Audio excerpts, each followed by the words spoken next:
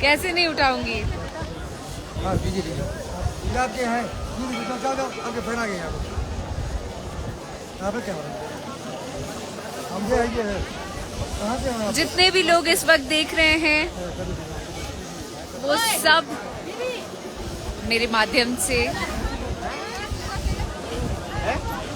जो लोग यहाँ पर नहीं आ पाए हैं, जो लोग नहीं आ पाते हैं, उनको दर्शन कराना चाहती हूँ। आप देख सकते हैं बाबा की नगरी,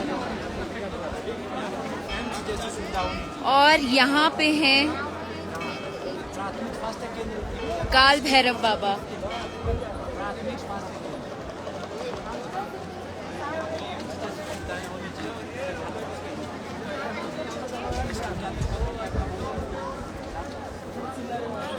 And it's beautiful, guys.